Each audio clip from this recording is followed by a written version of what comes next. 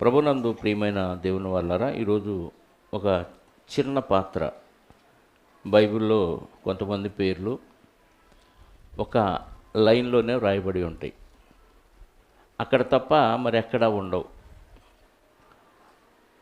చిన్న లైన్ ఉన్నప్పటికీ వారు చేసిన పని చాలా గొప్పగా కనపడుతుంది లోతుకు వెళ్ళి ధ్యానిస్తే. పైపైన చదువుకుంటా వెళితే మనకేం అర్థం కాదు. బైబిల్ ఈజీగా చదువుకుంటూ వెళ్ళటం మనకు అలవాటు.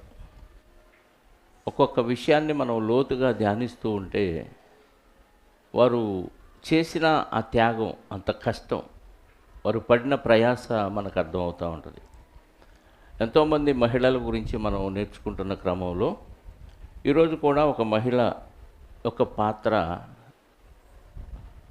ఒక వ్యక్తి జీవితంలో ఎంతవరకు కరెక్ట్గా ఉంది అనేది మనం ఆలోచిద్దాం. ఆమె పేరు కెతూరా. విన్నారు ఎవరన్నా ఈ పేరు? అన్ని కొత్త కొత్త పేర్లు కదా. కెతూరా. ఒకసారి ఆదికాండము 25వ అధ్యాయము. ఈమె పేరు బైబిల్లో 2 ప్రాంతాల్లోనే వ్రాయబడి ఉంటుంది. 25వ అధ్యాయము 1వ వచనం నుండి.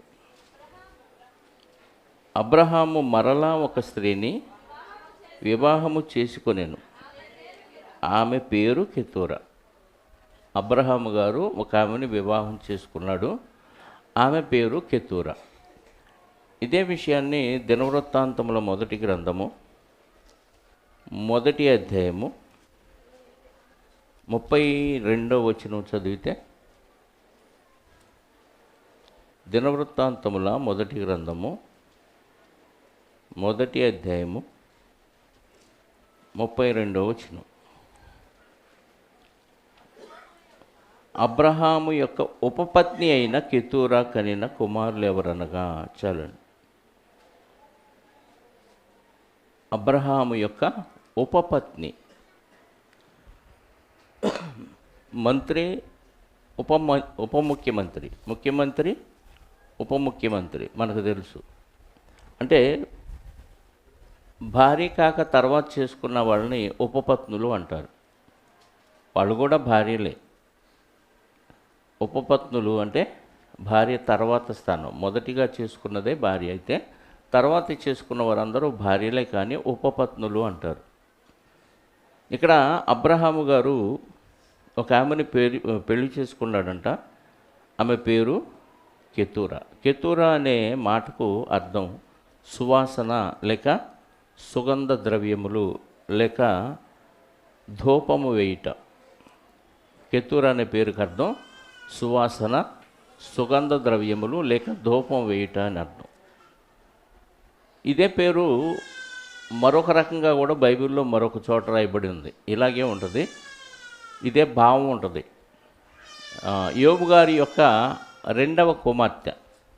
యోబు గ్రంథంలో 42వ అధ్యాయంలో యోబు గారు ఎన్నో శ్రమలు అనుభవించిన తర్వాత దేవుడు పరీక్షకు నిలిచిన వాడై తిరిగి దేవుడు 2 బహుమానాన్ని యోబు గారికి ఇచ్చినప్పుడు చనిపోయిన బిడ్డలు కాక ఆయనకు మరలా సంతానం కలిగిద్ది. ఆ సంతానంలో 2 కుమార్తెలు కలుగుతారు ఆయనకి. యోబు గ్రంథం 42వ అధ్యాయము 14వ వచనం. అతడు పెద్దదానికి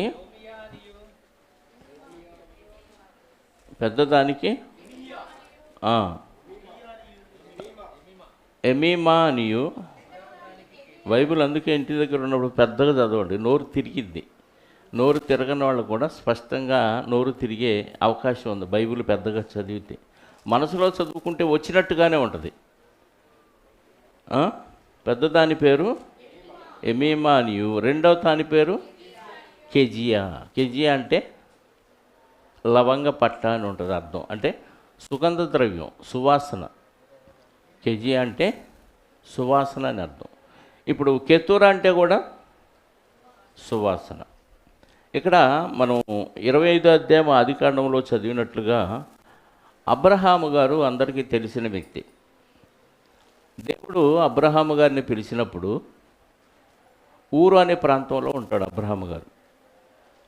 ఊరు అనే ప్రాంతంలో ఉన్నప్పుడు దేవుడు పిలిచినప్పటికీ ఆల్రెడీ ఆయనకి పెళ్ళైపోయింది. ఆయన భార్య పేరు శారై.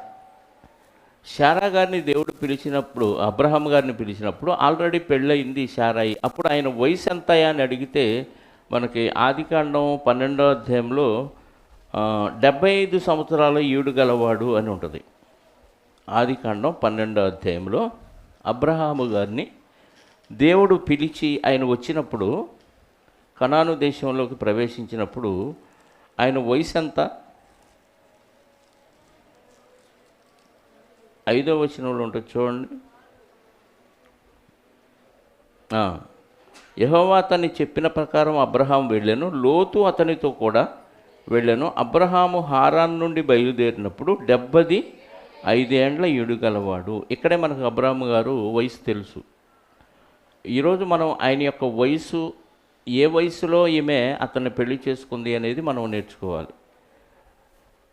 ఇక్కడ 75 సంవత్సరాల వయసు అప్పుడు ఆల్రెడీ పెళ్ళైపోయి దేవుడు పిలిచినప్పుడు వచ్చినట్టుగా మనకి ఇక్కడ కనపడుతుంది. ఎవరెవరు వెళ్ళారు ఆయనతో పాటు అంటే అబ్రహాము గారు, అతని భార్య అయిన శారాయి, అతని సోదరుని కుమార్తె అయిన కుమారుడైన లోతు కూడా వెళ్ళినట్టుగా మనకి ఇక్కడ కనపడుతుంది. అలా వెళ్ళినప్పుడు అబ్రహాము గారి వయసు మనకి 75 సంవత్సరాలుగా కనపడుతుంది. ఆ తర్వాత అక్కడ కరువు రావటం, అక్కడ నుంచి ఆయన ఐగుప్తుకు వెళ్ళటం, ఐగుప్తులో ఈమె నా చెల్లెలని చెప్పటం, ఆ తర్వాత విషయం తెలుసుకున్న ఐగుప్తు రాజు ఈయనకి మంది మార్బలాన్ని దాసదాసీలను ఇస్తాడు. ఆ దాసదాసీల్లో ఒకతే హాగరు. 16వ అధ్యాయము ఆదికాండము మనం ఇదంతా చదివితే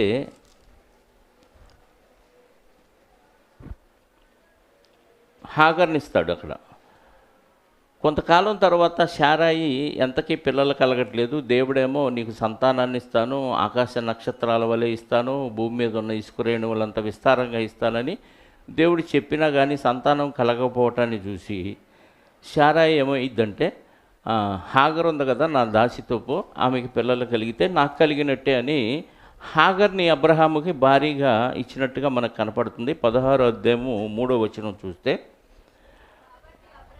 కాబట్టి అబ్రహాము కనాను దేశములో 10 ఏళ్ళు కాపురమున్న తరువాత అబ్రాం భార్య అయిన శారాయి తన దాసి అయిన హాగరను ఐగుప్తురాలిని తీసుకొని తన పెనిమిటి అయిన అబ్రహామునకు భారీగా ఉండునట్లు అతనికిచ్చెను. ఎప్పుడైతే ఈమెనిచ్చి పెళ్లి చేసిందో హాగర్ని, ఆమె గర్భం రావటం, ఆ తర్వాత అతనికి కుమారుడు కలగటం.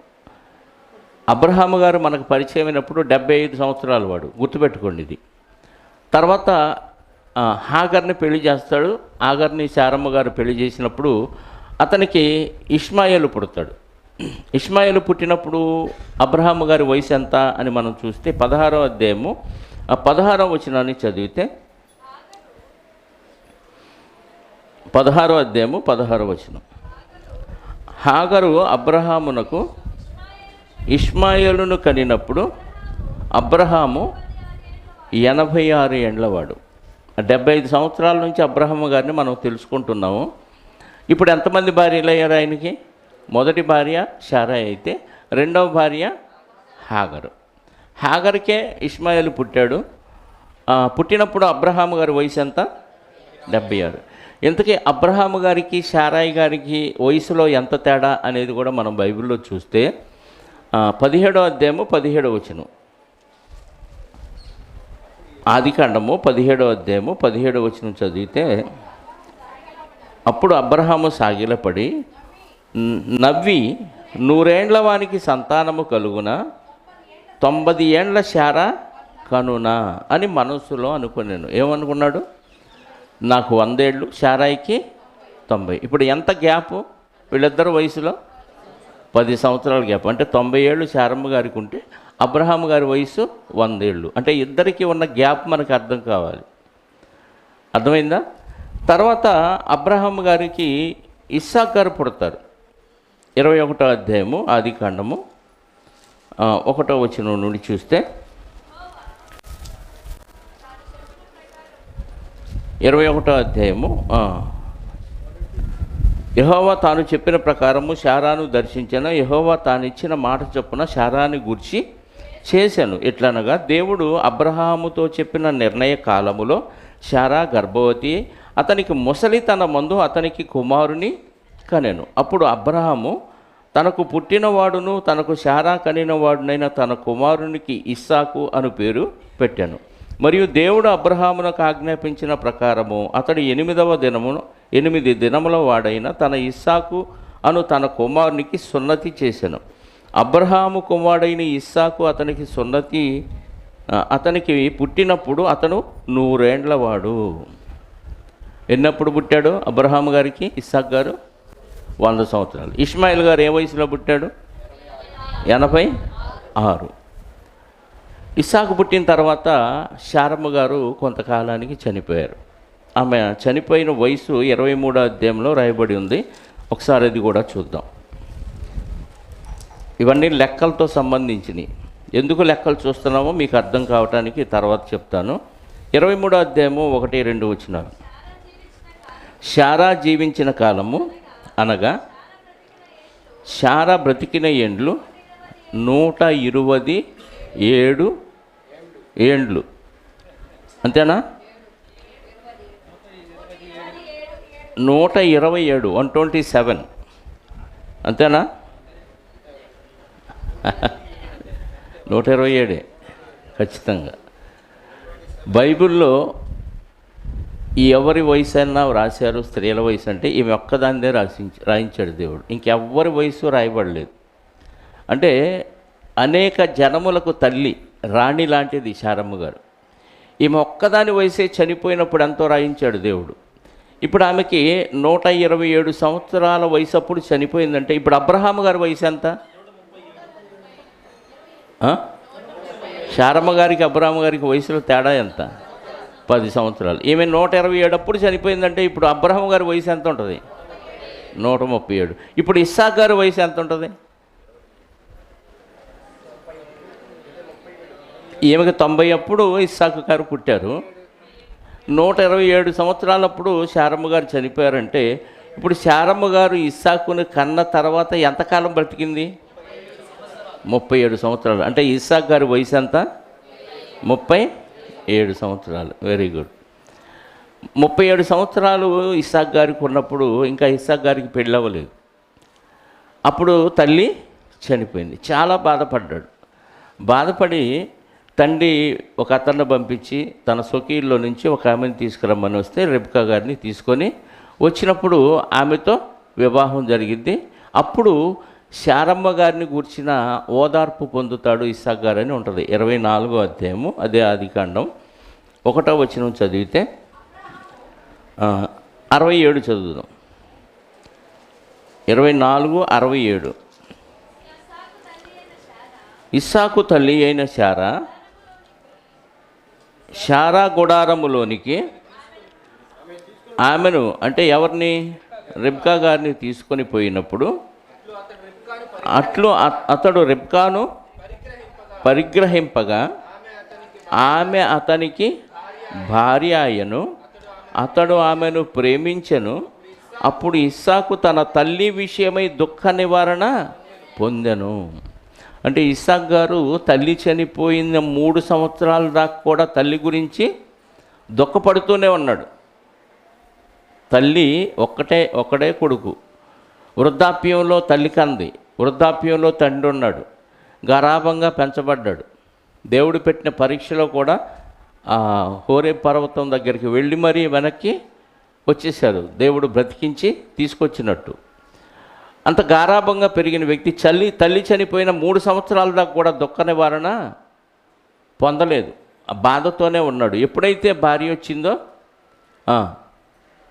తన తల్లి విషయమై దుఃఖ నివారణ పొందెను. అంటే భార్య ఏం చేయాలి?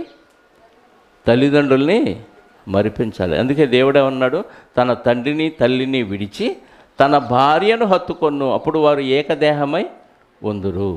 అంటే తల్లిదండ్రులను మరిపించే విధంగా రిబ్కా గారు ఇస్సాకు గారిని ప్రేమించింది. అతడు ఆమెను ప్రేమించెను అనే మాట రాయబడింది. అతడు ఆమెను అంటే పెళ్లి చేసుకున్నాక ప్రేమించాడా, ప్రేమించి పెళ్లి చేసుకున్నాడా? పెళ్లి చేసుకున్నాక ప్రేమించాడు, అందువలన దుఃఖ నివారణ పొందాడు. ఇప్పుడు ఇస్సాకు గారికి ఏ వయసులో పెళ్ళయింది అనేది మనం మళ్ళీ బైబిల్లో ఆలోచిస్తే అదే 25వ అధ్యాయము ఆదికాండము 20వ వచనం చదువుదాం.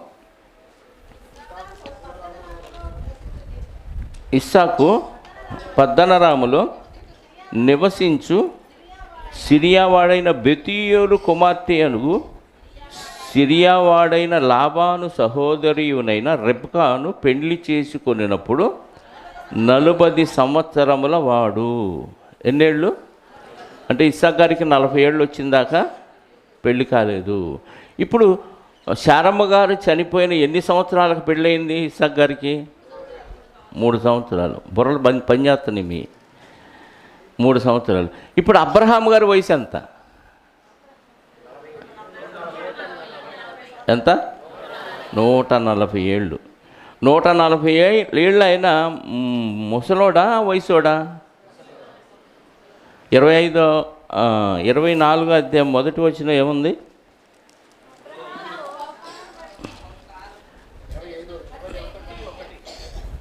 వాక్యాన్ని కలిపి చదివితే భావం అర్థమైంది, మొక్కలు చేస్తే కైమ అయిపోద్ది. అబ్రహాము బహుకాలము గడిచిన వృద్ధుడయ్యుండెను. అంటే ఇస్సాకు గారు పెళ్ళవక ముందే 24వ అధ్యాయంలోనే ఏమని రాయబడింది అబ్రహాము గారి గురించి? బహుకాలము గడిచిన వృద్ధుడయ్యుండెను. ఆల్రెడీ ఇస్సాకు గారు పుట్టే సమయానికే వాళ్ళకు డౌట్ వచ్చింది, 90 ఏళ్ల శారా కనున 100 ఏళ్ల వారికి సంతానము కలుగునా. ఇప్పుడు 140 సంవత్సరాల వయసు ఉన్న వ్యక్తిని ఎవరైనా పెళ్లి చేసుకుంటారా? 140 బహుకాలము గడిచిన వృద్ధుడిని పెళ్లి చేసుకున్న మహానుభావురాలే కెతూరా గారు. అర్థమైందా? అబ్రహాము గారంటే విశ్వాసులకు తండ్రి. అలాంటి గొప్ప వ్యక్తి శారా గారి సహచర్యంలో వీరిద్దరూ భార్యాభర్తలుగా ఉండి ఒక పక్క ఈయన విశ్వాసంతో ఉంటూ దేవుని యొక్క వాగ్దానం కొరకు కనిపెడుతూ నిరీక్షించుతూ ఉన్న ఇతనికి సాటి అయిన సహకారి శారమ్మ గారు. గతంలో మనం శారమ్మ గారి గురించి నేర్చుకున్నాం. ఆమె యొక్క గొప్పతనం ఎంత విధేయురాలైందో భర్తకు. ఆమె భర్త అంటే ఎంత నమ్మకం కలిగి ఉందో ఆ విషయాలన్నీ మనం గతంలో నేర్చుకున్నాం. అలాంటి స్థానంలోకి మరొక స్త్రీ రావాలి. అలాంటి స్థానంలోకి మరొక స్త్రీ రావాలంటే ఎంత మంచి స్త్రీ అయి ఉండాలి అంటే ఈక్వల్ శారమ్మ గారి లక్షణాలు కలిగి ఉన్న వ్యక్తి అయితేనే ఆ స్థానాన్ని పూడ్చగలదు. శారమ్మ గారు ఎలాంటి వ్యక్తి అని బైబిల్లో రాయబడిందంటే పేతురు గారు రాసిన పత్రికలో మొదటి పత్రిక 3వ అధ్యాయము 6వ వచనం చదవండి ఒకసారి. పేతురు గారు రాసిన మొదటి పత్రిక 3వ అధ్యాయము 6వ వచనం. ఆ ప్రకారము శారా అబ్రహామును యజమానుడు అని పిలుచుచు అతనికి లోబడి ఉండెను. శారమ్మ గారు అబ్రహాము గారిని ఏం చేసింది? యజమానుడు, మాస్టర్, ఓయ్ ఇదిగో అదిగో కాదు. లేకపోతే పేరు పెట్టి పిలుస్తారు కొంతమంది అయితే ఒరే అంటారు. వెనకటి కాలం ముసలోళ్ళని అడగండి, ముసలాయన చనిపోయి ముసలాం బతికుందనుకో, ఏమమ్మా మీ ఆయన చనిపోయి ఆడ చచ్చిపోయి చాలా ఏళ్ళు అయిందంటది.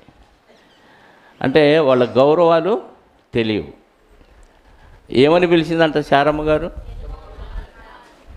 యజమానుడు అంటే మాస్టర్ అని అర్థం. యజమానుడు అని పిలిచింది. పిలిచి ఏం చేసింది ఆమెకు అతనికి లోబడి ఉండెను. ఏమంటే పిల్లలు ఉన్నా లేకపోయినా భర్తకు లోబడి ఉంది. ఎక్కడికి వెళ్ళినా గౌరవ స్థానం ఉంది. అబ్రహాము గారి దగ్గరికి 3 మనుష్యులు దేవదూతలు వచ్చినప్పుడు సింధూర వృక్షం కింద ఆయన కూర్చున్నప్పుడు ఆయన ఆర్డర్ జారీ చేస్తాడు. అయ్యా మీరు ఇక్కడే ఉండండి, మీ దాసుని దగ్గర కొంచెం ఆహారం పుచ్చుకొని వెళ్ళండి అని అబ్రహాము గారు బతిమలాడి శారమ్మ గారు గుడారంలో ఉంటే పరుగున వెళ్ళి ఏమన్నాడు చూడండి అక్కడ ఒక మాట. అంటే ఆమె ఎంత లోబడిందో అబ్రహాము గారి మాటకు మనకు అర్థం కావటానికి ఈ మాట మనం చదవాలి. 18వ అధ్యాయము ఆదికాండము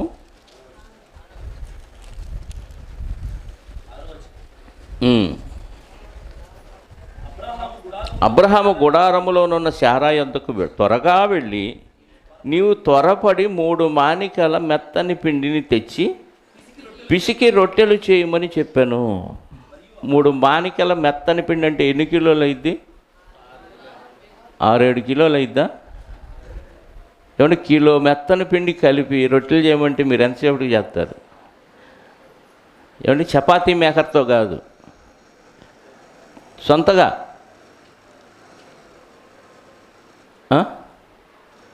7 కిలోల మెత్తని పిండి తెచ్చి ఏం చేయమన్నాడు?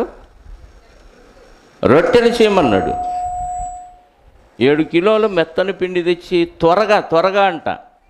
ఎంత త్వరపెట్టాడు చూడండి. త్వరపడి 3 మానికల మెత్తని పిండి తెచ్చి పిసికి రొట్టెలు చేయమని చెప్పాను.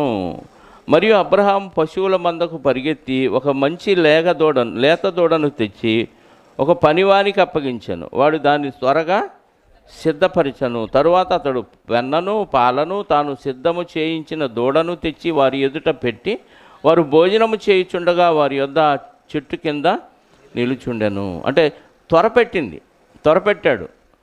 త్వరపెట్టినప్పుడు వెంటనే 7 కిలోల పిండిని మరి గబగబా పిసికి రొట్టెలు చేయటం అంటే సామాన్యమైన విషయం కాదు. ఏమయ్యా నీకేం పని లేదా? ఎవరో దారిని పోయే దానయ్యలు వస్తే వెంటనే నన్ను హడావుడి చేస్తావా? ఇది కుదరదు, ప్రశాంతంగా ఉండు, నువ్వు అట్టుండు, నేను నిదానంగా చేస్తాను అనలేదు. వెంటనే ఆయన మాటను ఎలా స్వీకరించిందో చూడండి. అందుకే అక్కడ రాయబడిన మాట ఏంటి? పేతురు పత్రికలో, యజమానుడని పిలుచుచు అతనికి లోబడి ఉండేది. లోబడటం అంటే ఇదే, ఎదిరించటం కాదు. లోబడటం అంటే ఏం చెబితే అది చేయటం. శాయశక్తుల ఉన్న శక్తినంతా కూడగట్టుకొని చేయటమే లోబడటం. ఏం చెప్పినా వ్యతిరేకించకుండా, అడ్డు చెప్పకుండా చేయటమే శారమ్మ గారు. ఇప్పుడు శారమ్మ గారి లక్షణాలు ఎవరైతే కలిగి ఉంటారో వాళ్ళందరూ ఏమవుతారంట? అదే పేతురు పత్రికలో చదివాం, 7వ వచనం. అటువలనే పురుషులారా మీరును యోగ్యముగా, పురుషులారన్న 6వ వచనంలోనే కంటిన్యూ అవ్వలేదు. మీరును యోగ్యముగా నడుచుకొనుచు ఏ భయమునకు బెదరకాయ ఉన్న ఎడల ఆమెకు పిల్లలగుదురు. అంటే చారమ్మ గారికి వారసులు అవ్వాలంటే కేతురా లాంటి వాళ్ళు కావాలి. శారమ్మ గారి సువాసన ఏమిలో నుంచి వెదజల్లిందనమాట. కేతురా అంటే ఏమని అర్థం చెప్పుకున్నాం? సువాసన లేక సుగంధ ద్రవ్యములు. సువాసన, ధూపము అంటే ఆమె నుంచి ఒక పరిమళ వాసన రావాలి. మనకి గంధపు చెట్టు ఉంది, దాన్ని నరుకుతుంటే ఏమైద్ది? స్మెల్ చుట్టుపక్కల దాన్ని నరికే కొద్దీ స్మెల్ వ్యాపిస్తూ ఉంటుంది. అలాగే అలాంటి లక్షణాలు కలిగిన మనుషులు ఏ పని చేసినా సుగంధ వాసన మంచిగా అందరికీ మేలు చేసేదిగా ఉంటుంది అన్నమాట. ఇప్పుడు శారమ్మ గారి లక్షణాలు పుణికిపుచ్చుకున్న పరిస్థితి ఈ కెతురాలో మనకు కనపడుతుంది. ఎందుకంటే ఆ వయసులో ఎవరు చేసుకోరు. పైగా ఏమో కూడా 2వ మ్యారేజో 3వ మ్యారేజ్ ఆమె కాదు. ఏమే మహా అయితే వయసు 40 ఏళ్ళు ఉండొచ్చాము, లేదా 50 ఏళ్ళు ఉండొచ్చు, అంతకు మించి ఉండే అవకాశం లేదు. మరి ఆ వయసులో ఉన్న ఆ వ్యక్తిని చేసుకోవటం అంటే అబ్రహాము గారి గురించిన విషయాలన్నీ ఆమె గ్రహించి ఉండాలి, తెలుసుకొనే ఉండాలి. అలాంటి ఆయనకి భార్య అవ్వటం అంటే సామాన్యమైన విషయం కాదు. 100 ఏళ్లకే ఇంకా నాకు పిల్లలు పుడతారని ఆయన దేవుడి దగ్గర అనుమానాన్ని వ్యక్తం చేసిన పరిస్థితిలో అబ్రహాము గారు ఉన్నప్పుడు, ఇప్పుడు 140 సంవత్సరాల వయసు ఉన్నప్పుడు పరిస్థితి ఏంటి? 140 సంవత్సరాల వయసు ఉన్నప్పుడు ఎవరైనా చేసుకుంటారా అంటే కేవలం ఏదన్నా ఉంటే ఆస్తి కోసం చేసుకుంటారు, అంతే కదా. ఏమో ఆస్తి కోసం చేసుకున్నట్టు లేదు. ఎందుకంటే అబ్రహాము గారు ముందే చెప్పుంటాడు, నేను సంపాదించిందంట నా కుమారుడైన ఇస్సాకు గారికే ఇస్తాను, మిగతా వాళ్ళకి ఎవరికి ఇచ్చే పరిస్థితి లేదని ముందే చెప్పే కమిట్ అయ్యే చేసుకొని ఉంటాడు. అలాంటప్పుడు ఆస్తి కోసం చేసుకోలేదు, వయసులో ఉన్నాడంటే వయసు కోసం చేసుకోలేదు. మరి ఎందుకు చేసుకుంది అంటే కేవలం ఆయన మంచివాడు, నేను కూడా ఆయనకి సాటి అయిన సహకారిగా ఉండాలి అనే ఉద్దేశంతో తన యవ్వన వయసును ఒక వృద్ధుడితో కలిపి జతగా చేసుకోవటానికి ఇష్టపడింది. అందుకే ఆమెని సువాసన పరిమళం అన్నారు. అంటే ఒక ఆరిపోయే దీపాన్ని వెలిగించడానికి ఉన్నట్టుగా కనపడుతుంది మనకి. ఎందుకంటే ఆమె అతన్ని చేసుకున్న తర్వాత 6 మగబిడ్డలకు అంది. అసలు ఆ వయసులో పిల్లలు పుట్టడం ఏంటి అంటే, ఇక్కడ మనం ఇంకా కొంచెం లోతుగా ఆలోచిస్తే, ఓహో, అబ్రహాము గారికి దేవుడు కావాలని ఆపాడు ఇస్సాకు గారిని ఇవ్వటం. మరి హాగర్తో పోయినప్పుడు వెంటనే ఇష్మాయిలు పుట్టాడు. కానీ శారమ్మ గారి విషయంలోనే దేవుడు ఆగాడు అంటే వీళ్ళకి పరీక్ష అన్నమాట. 25 సంవత్సరాలు అబ్రహాము గారు వెయిట్ చేయాల్సి వచ్చింది దేవుడు వాగ్దానం చేసిన తర్వాత. 25 సంవత్సరాలకు ఇస్సాకు గారిని ఇచ్చాడు శారమ్మ గారితో. ఆ సంతానాన్ని ఆకాశ నక్షత్రాల వలె విస్తరింపచేస్తానన్నాడు. అలాగే మరొక మాట కూడా దేవుడు చెప్పాడు, భూమి మీద ఉన్న ఇసుక రేణువుల వలె. ఈ 2 రకాలుగా ఎందుకు పోల్చాడు అని మనం బైబిల్ని ఆలోచిస్తే, దేవుడు ఏది చెప్పినా ఒక పరమార్థం ఉంటుందని మనకు అర్థం కావాలి. నీ సంతానాన్ని ఆకాశ నక్షత్రాల వలె విస్తరింపచేస్తాను అంటే అది కేవలం ఇస్సాకు గారి విషయంలో చెప్పబడిన మాట అని మనకు అర్థం కావాలి. ఎందుకంటే ఇది ఆత్మీయమైన కోణం. పరిశుద్ధుల్ని దేవుడు ఎవరితో పోల్చాడంటే ఆకాశ నక్షత్రాలతో పోల్చాడు. మనకు దానియేలు గ్రంథం 12వ అధ్యాయంలో ఉంటుంది, 3వ వచనం కదా. దానియేలు గ్రంథం 12వ అధ్యాయం 3వ వచనంలో ఏమని ఉంటుంది? బుద్ధిమంతులైతే ఆకాశ మండలములోని జ్యోతులను పోలిన వారే ప్రకాశించెదరు. నీతి మార్గమును అనుసరించి నడుచుకొనున్నట్లు ఎవరు అనేకులను త్రిప్పుదరో వారు నక్షత్రాలముల వలె నిరంతరము ప్రకాశించెదరు. అంటే నక్షత్రాలతో పోల్చాడు ఎవరిని? దేవుని పిల్లల్ని. ఇస్సాకు గారికి శారమ్మ గారికి ఇచ్చిన వాగ్దానం ప్రకారంగా ఇస్సాకు అబ్రహాము గారికి నిజమైన వారసుడు, ఆత్మీయ సంబంధమైన వారసుడు. ఆ వారసత్వం ఈ ఇస్సాకు గారికి ఇచ్చింది యేసుక్రీస్తు వారిని గురించి అన్నట్టుగా చెప్పాడు. మనకి ఈ విషయం గలతీ పత్రికలో ఉంటుంది. 4వ అధ్యాయము ఒకసారి చూద్దాం. గలతీ పత్రిక. శారమ్మ గారికి ఇచ్చిన వాగ్దానం అనేకులను గూర్చి అన్నట్టు కాకుండా ఒకని గూర్చి అన్నట్టుగా వ్రాయబడింది.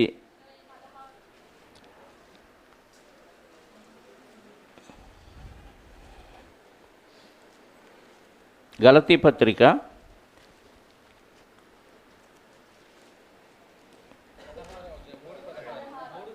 3:16 అబ్రహామునకు అతని సంతానమునకు వాగ్దానములు చేయబడెను.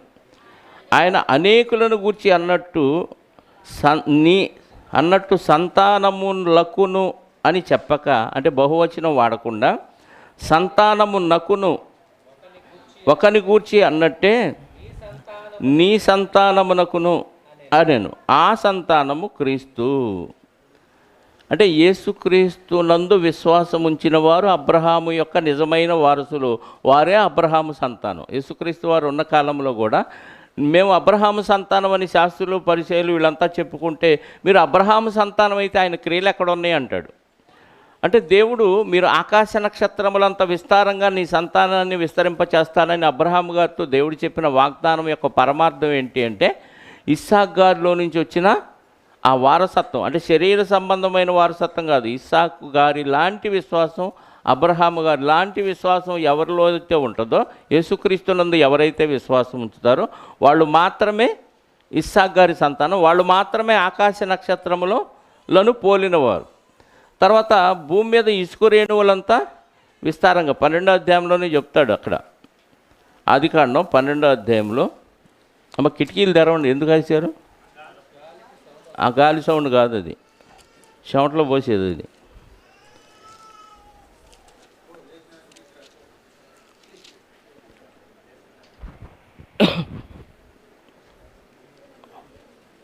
పన్నెండవ అధ్యాయము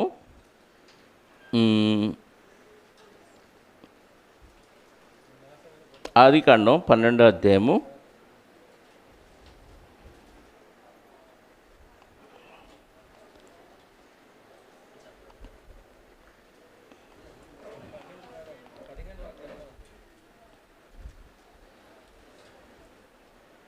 'ఇసుక రేణువులంతా విస్తారంగా చేస్తానంటాడు. 13-16 13, 16 చూడండి. మరియు నీ సంతానము భూమి మీద ఉన్న రేణువుల వలె విస్తరింపచేసేదను.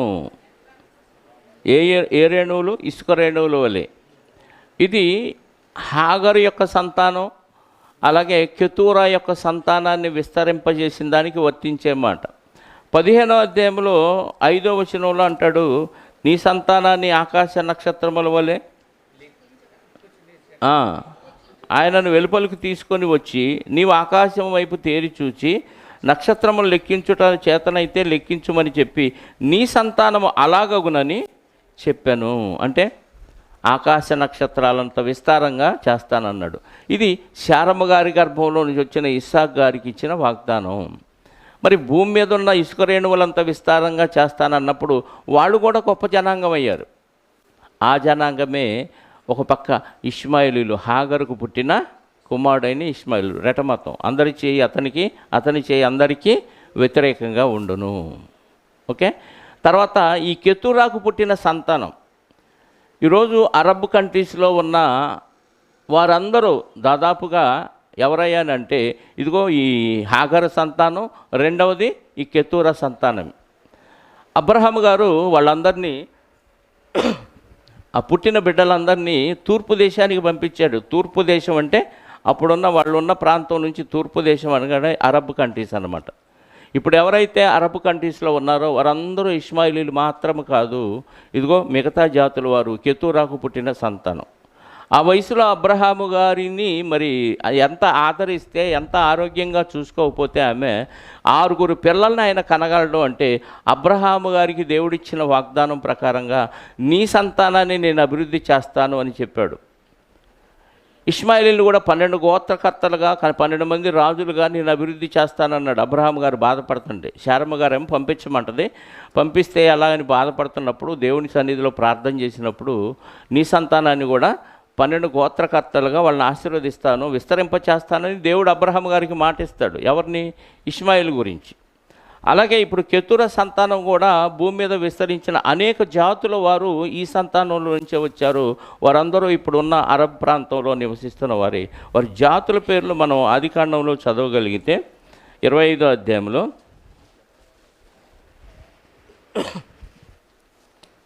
కెతూరాకు పుట్టిన సంతానం 25వ అధ్యాయము చదువుదాం. మొదటి నుంచి చదవండి.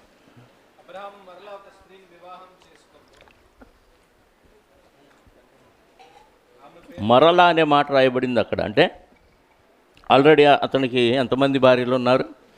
2 భార్యలు ఉన్నారు. మొదటి భార్య చనిపోయింది శారమ్మ గారు, 137 సంవత్సరాల వయసు. అప్పుడు వెంటనే హాగర్ని తెచ్చుకోవచ్చు కదా. హాగర్ గారు ఉన్నారు, బతికున్నారు. ఇష్మాయిలు, హాగరు అరణ్యానికి వెళ్ళిపోయారు. ఆమెను తెచ్చుకోవచ్చు కదా. ఎటు శారమ్మ గారు లేరు, నాకు ఆదరణగా ఉంటుంది అంటే ఆమె అంటే ఇష్టం లేదు. ఎందుకు? దేవుడు చెప్పలేదు, పంపించే అన్నాడు. శారమ్మ మాట ప్రకారంగా పంపించేయమంటే అరణ్యానికి పంపించేశాడు. మరలా ఆమెను తెచ్చుకోవాలనే ఆలోచన రాలేదు. మరి కెతూరానే ఎందుకు చేసుకున్నాడు అంటే ఆమెలో ఉన్న ఆ పరిమళం, ఆ సువాసన, ఆ సుగంధాన్ని బట్టి, ఆమె యొక్క లక్షణాలు శారమ్మ గారి లక్షణాలకు దగ్గరగా ఉండటాన్ని బట్టి ఈ వయసులో నాకు ఆదరిస్తుంది, నన్ను బాగా చూసుకుంటుంది అనే ఉద్దేశంతోనే ఆమెను చేర్చుకోవాలి. ఎందుకంటే ఆల్రెడీ భార్య ఉన్నప్పుడు మరొక ఆమెను చేసుకోవాల్సిన అవసరం లేదు. కనుక కెతూరాని మరలా మరొక స్త్రీని ఆయన వివాహము చేసుకున్న ఆమె పేరు కెతూరా. ఆమె అతనికి జిమ్రాను, యక్షాను, మెదాను, మిద్యాను, ఇష్వాకు, షోవాహు అనువారిని కనెను. అందరూ చెప్పండి ఈ పదాలు, నోరు తిరిగిద్ది బాగా. ఒకళ్ళు పెద్దగా. జిమ్రాను, యక్షాను, మెదాను, మిద్యాను, ఇష్వాకు, షోవాహు అనువారిని కనెను. ఎంతమంది అయ్యారు? 6 సంతానం అయ్యారు. ఇవన్నీ అరబ్ వాళ్ళ పేర్లు అన్నమాట. ఒక్కొక్క పేరుకి మనం అర్థం చూడగలిగితే జిమ్రాను మొదటి సంతానం పేరేంటి? జిమ్రాను, దేవుని నీడ లేదా పెద్ద అడవి మేక లేదా సంగీతమయమైన, ఈ 3 అర్థాలు జిమ్రాన్ అనే పేరుకు వస్తాయి. మరలా చెప్తాను, దేవుని నీడ, సంగీతమయమైన పెద్ద అడవి మేక అనే అర్థాలు జిమ్రాన్ అనే పేరుకు వస్తాయి.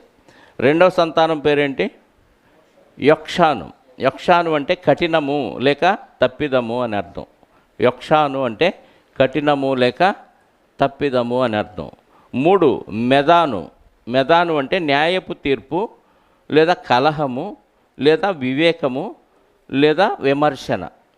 న్యాయపు తీర్పు, కలహము, వివేకము,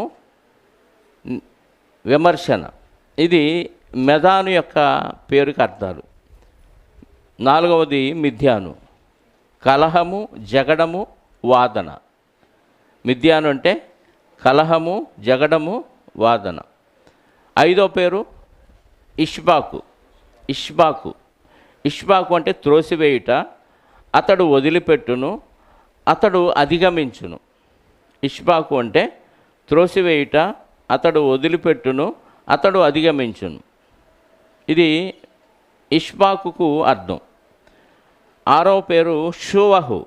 షువహు అంటే అవమానము నొందుట, పల్లము, చింత, మానసిక ఒత్తిడి, శోకము. ఇది షువహు యొక్క పేరుకి అర్థాలు. అవమానము నొందుట, పల్లము, చింత, మానసిక ఒత్తిడి, శోకము. కాబట్టి అబ్రహాము గారికి కలిగిన ఈ సంతానం కూడా అతను ఎక్కడికి పంపించాడు అంటే ఆ సంతానం నుంచి విస్తరించిన ఇంకా జాతులు కొన్ని ఉన్నాయి. ఆ పేర్లు కూడా కింద రాయబడి ఉన్నాయి. 3వ వచనం నుండి 25వ అధ్యాయము ఆదికాండం 3వ వచనం నుండి. యక్షాను షేబను దదానును కనెను. అషూరీయులు, లెతూషీయులు, లెమీయులు అనువారు ఆ దదాను సంతతి వారు. ఎయిఫా, ఎఫెరు, హనోకు, అబీదా, ఎల్దాయ అనువారు ఆ మిద్యాను సంతతి వారు. వీరందరూ కెతూరా సంతతి వారు. వీరందరూ ఎవరు అంటే కెతూరా సంతతిలో 6 నుంచి ఎన్ని గోత్రాలు, ఎన్ని వంశాలు బయటకు వచ్చినాయో చూడండి. మిద్యాను అనగానే మనకు ఒకళ్ళు గుర్తు రావాలి, బైబిల్ తెలిసిన వాళ్ళకి. మిద్యానీయులు ఎవరు? మోషే గారు ఒక వ్యక్తిని చంపేసి ఇసుకలో పాతిపెట్టి వెళ్ళిన ప్రాంతం ఏది? మిద్యాను. ఎవరు కుమార్తెను చేసుకున్నాడు? మిద్యాను యాజకుడైన ఇత్రో కుమార్తెను. అంటే ఆ మిద్యానీయులు ఎవరయ్యా అని అంటే ఇదిగో ఈ కెతూరా సంతతి వారే. అంటే మోషే గారు చేసుకుంది ఎవరి సంతానం? అబ్రహాము గారి సంతానంలోని వారినే చేసుకున్నాడు. అలాగే అషూరీలు ఉందా అక్కడ 3వ వచనంలో. దదాన్ను కనెను. అషూరీలు, లెతూషీయులు, లెమీయులు అనువారు ఈ దదాను సంతతి వారు. ఇందులో అషూరీలు ఉన్నారా? అష్షూరీలు. అష్షూరు అనేది పెద్దగా ఎదిగిన ఒక సామ్రాజ్యం. బబులోను సామ్రాజ్యం కంటే ముందు బాగా ఎదిగిన మహాసామ్రాజ్యం అది. అంటే బాగా బలవంతులు. ఈ బలవంతులు ఒకప్పుడు మంచి టాప్లో ఉన్నారు. వారి గురించి దేవుడు రాయించిన ఒక మాటను మనం బైబిల్లో చూడగలిగితే యెహెజ్కేలు గ్రంథం 31వ అధ్యాయము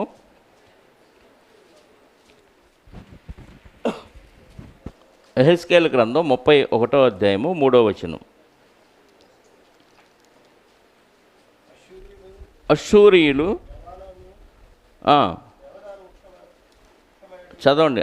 అష్షూరీయులు లెబనాను దేవదారు వృక్షమైనట్లు ఉండిరి. అంటే ఎంత ఎదిగారు అనేది అక్కడ వృక్షంతో పోల్చి చూపిస్తున్నారు. అష్షూరీయులు లెబనాను దేవదారు వృక్షములైనట్టు ఉండిరి అంటే బాగా ఎదిగారని అర్థం. యెహెజ్కేలు 31వ అధ్యాయం 3వ వచనం చదువుతున్నాం. అంటే బాగా గొప్పవాళ్ళు అయిపోయారు. వీళ్ళందరూ ఇండైరెక్ట్గా వీళ్ళు అందరూ యెహోవాని ఆరాధించేవాళ్ళు. ఎందుకంటే అబ్రహాము గారు దేవుడు ఎవరు?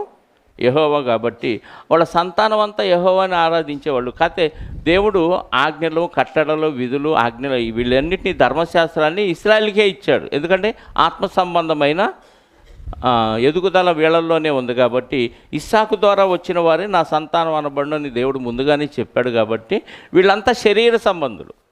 అంటే అబ్రహాము గారిని దేవుడు ఒక రకంగా శరీర సంబంధంగా ఆశీర్వదించాడు, ఒక రకంగా ఆత్మ సంబంధంగా ఆశీర్వదించాడు. ఆత్మ సంబంధంగా ఆశీర్వదించబడిన వారెవరు? ఆకాశ నక్షత్రముల వలె జ్యోతులను పోలిన వారై ఉంటారని ఇస్సాకుకు ఇచ్చిన వాగ్దానాన్ని బట్టి వాళ్ళని ఆశీర్వదించాడు. వాళ్ళంతా యేసుక్రీస్తుని ద్వారా అంగీకరించబడి యేసుక్రీస్తునందు విశ్వాసం ఉంచిన వారుగా మనకు కనపడుతున్నారు. ఆ ఒక్కని గురించి అన్నట్టు ఆ ఒక్కడెవరు? క్రీస్తు. కాబట్టి ఆత్మ సంబంధమైన ఆశీర్వాదం ఇస్సాక్ గారి ద్వారా విస్తరించింది. వాళ్ళు ఇశ్రాయేలీలుగా కనపడుతున్నారు. శరీర సంబంధమైన ఆశీర్వాదం ఒక ఇష్మాయేలీలు, కెతూరా సంతతి వారు కనపడుతున్నారు. మనకి కెతూరా సంతతి వారిలో ఇంకా మనకు 6 జాతుల వారు కనపడుతున్నారు. వాళ్ళ నుంచి ఇంకా జాతులు వచ్చినట్టుగా కనపడుతుంది. అందులో అషూరీయులు అనేవాళ్ళు బాగా పెద్ద వృక్షంలాగా ఎదిగారు అని చెప్తే బాగా డెవలప్ అయ్యారు, మంచి బలవంతులు, విస్తరించారు అని అర్థం. వీళ్ళంతా శరీర సంబంధులు. అయితే వీళ్ళు కూడా తెలిసి తెలియక కానీ అబ్రహాము గారి నుంచి ఇచ్చిన వారసత్వాన్ని బట్టి ఈ యెహోవాని పూజిస్తూ ఉన్నారు. రాను రాను కొంతమంది విగ్రహారాధనలోకి మారిపోయారు. కొంతమంది మాత్రం అదే యెహోవాకి మరొక పేరు పెట్టుకొని అల్లా అనో ఇంకొక పేరనో వాళ్ళు వేరే రూట్లోకి వెళ్ళిపోయారు. కానీ పాత నిబంధనలు వీళ్ళందరూ ఒక తండ్రి బిడ్డలే. వీళ్ళంతా ఎవరు? అబ్రహాము గారి సంతానం. ఇష్మాయిలీలైనా, ఇశ్రాయేలీలైనా, ఇంకా కెతూరా సంతానమైన వీరంతా ఒక తండ్రి నుంచి వచ్చిన వారి. మరి ఆ వయసులో ఆమె ఆదరించి ఆయన్ని చిన్నపిల్లవాడిలాగా జాగ్రత్తగా చూసుకొని మరి ఆ వయసులో 6 పిల్లల్ని ఆయన కన్నదంటే చాలా గ్రేట్. అంటే శారమ్మ గారి లేని లోటు ఆమె తీర్చింది. ఈ సంతానం ఇశ్రాయేల్ ఎప్పుడైతే దేవుడి జనాంగమైన ఇశ్రాయేల్ ఎప్పుడైతే తప్పు చేశారో వాళ్ళ మీద యుద్ధానికి వెళ్ళి వాళ్ళని లోపరుచుకొని చెరపట్టుకొని వెళ్ళిన వారిలో అషూరీలు ఉన్నారు. రాజుల 2వ గ్రంథంలో ఆ విషయం మనకు రాయబడి ఉంటుంది. ఒకసారి ఆ మాట కూడా చూద్దాం. రాజుల 2వ గ్రంథము 18వ అధ్యాయము. రాజుల 2వ గ్రంథము 18వ అధ్యాయము 9వ వచనం చూద్దాం ప్రియులారా. హిజ్కియా గారి కాలంలో రాజైన హిజ్కియా ఏలుబడిలో 4వ సంవత్సరమందు ఇశ్రాయేల్ రాజైన ఏలా కుమారుడగు హోషేయ ఏలుబడిలో 7వ సంవత్సరమందు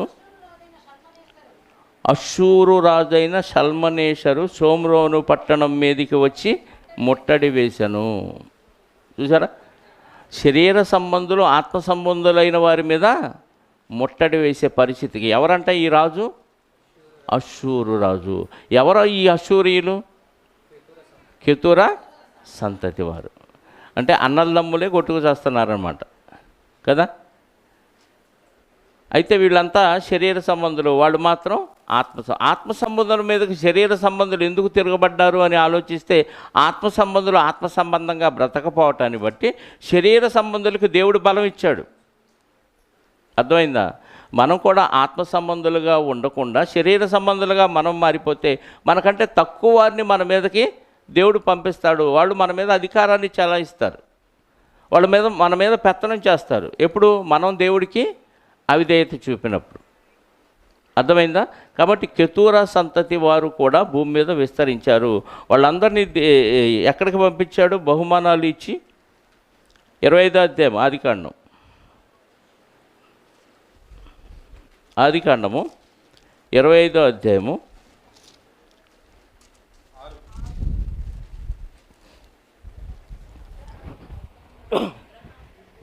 5:5-6 చదువుదాం. అబ్రహాము తనకు కలిగినది యావత్తు, అంటే ఆస్తి అంతా ఎవరికి ఇచ్చాడు? ఇప్పుడు ఈ భార్య ఏం చేయాలి?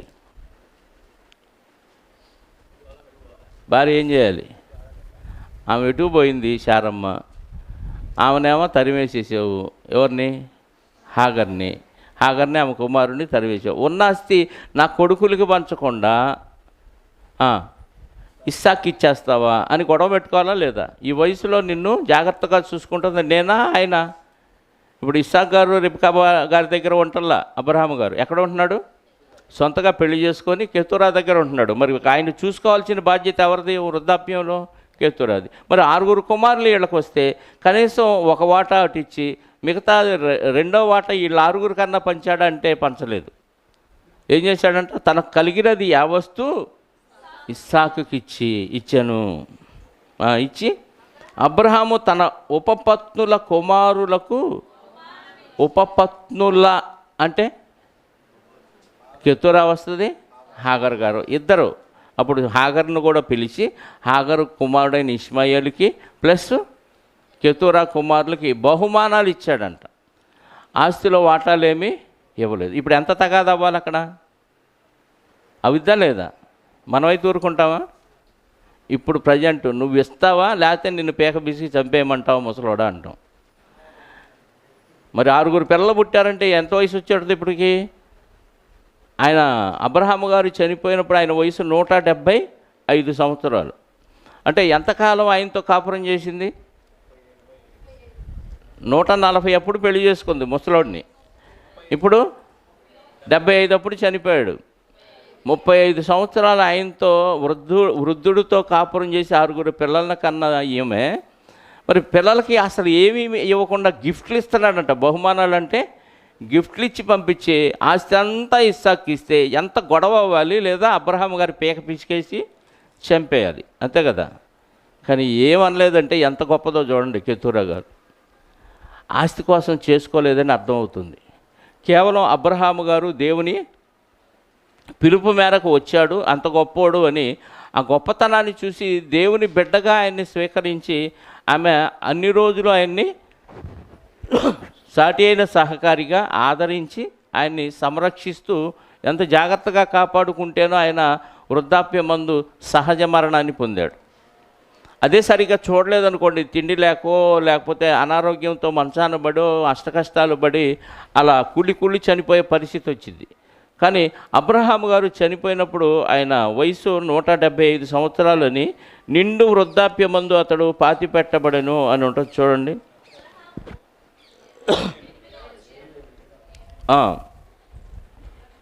25వ అధ్యాయము 7వ వచనం.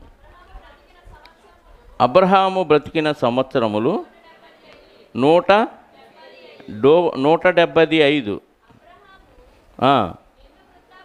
నిండు వృద్ధాప్యమునకు వచ్చిన వాడై మంచి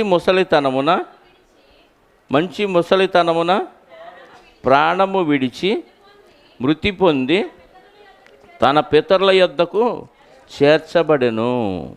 ఎంతంట ఆయన వయసు అప్పుడు? 175. మంచి ముసలితనమందు చక్కగా చనిపోయాడు.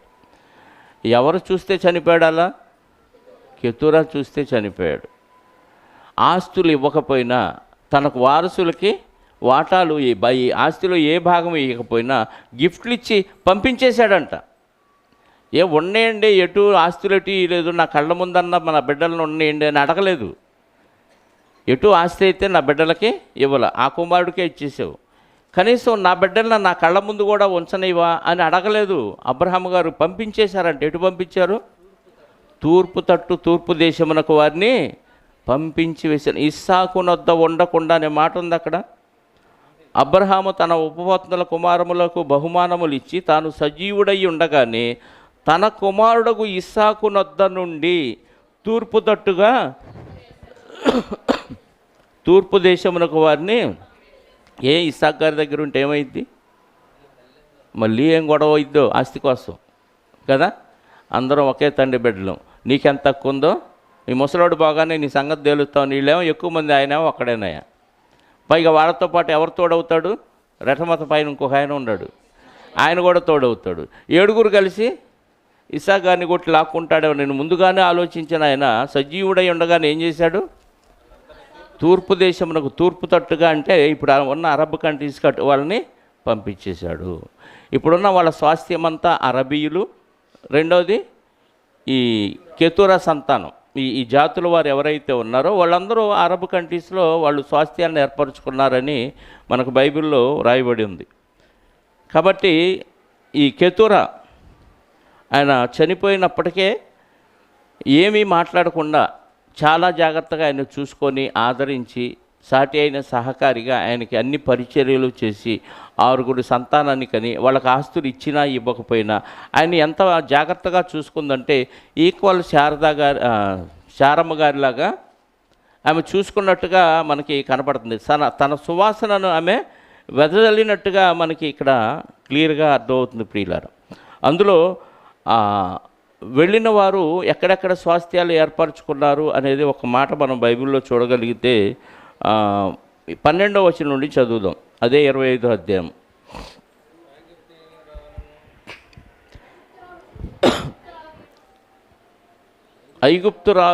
ఐగుప్తీయురాలును శారాదాసి అయిన హాగరు అబ్రహామున కన్న కుమారుడు ఇష్మాయేలు వంశావళి ఇదే. ఇష్మాయేలు జ్యేష్ఠ కుమారుడైన సేబాయోతు, కెదారు, అద్బయేలు, మిష్బాము, మిష్బా, దూమ, మషా, హదదు, తేమ, యతూరు, నాఫీషు, కెదెమా.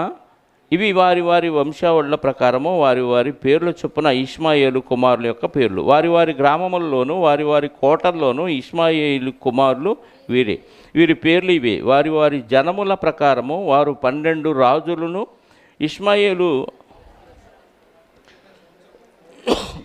ఇష్మాయేలు బ్రతికిన సంవత్సరం 137. అతడు ప్రాణము విడిచి మృతి పొంది తన పితరుల యొద్దకు చేర్చబడెను. గుర్తుపెట్టుకోండి 18వ వచనం. వారు అష్షూరునకు వెళ్ళు మార్గమున, అష్షూరునకు అంటే అష్షూరీలు నివసించే వెళ్ళే మార్గమున హవీలా మొదలుకొని ఐగుప్తు ఎదుటనున్న షూరు వరకు నివసించువారు. అతడు తన సహోదరుల అందరి ఎదుట నివాసం ఏర్పరచుకొనెను. సహోదరులు అందరంటే ఎవరు సహోదరులు? కెతూరా కుమారులు. ఇస్సాకు గారిని ఇక్కడే ఉంచేశాడు, మిగతా వాళ్ళందరినీ తూర్పు దేశం వైపు పంపించాడు. అంటే ఇష్మాయేలు ఈ కెతూరా సంతానం అంతా ఎటు వెళ్ళిపోయారు? అరబ్ దేశాలకు వెళ్ళిపోయారు. ఇప్పుడు అక్కడ నివసిస్తున్న వారందరూ ఓన్లీ ఇష్మాయిలీలు కాదు, అరబీలు అనే పేరు మీద వీళ్ళు కూడా అక్కడ నివసిస్తున్నట్టుగా మనకు కనపడుతుంది. అతడు తన సహోదరులందరి ఎదుట తన నివాసము ఏర్పరచుకొనెను.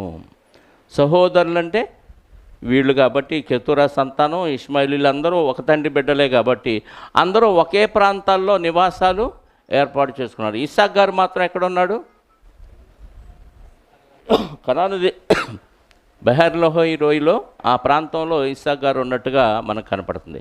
ఇక అబ్రహాము గారు చనిపోయినప్పుడు కూడా ఆయన సమాధి ఎవరు చేశారు అనేది కూడా మనం చూడగలిగితే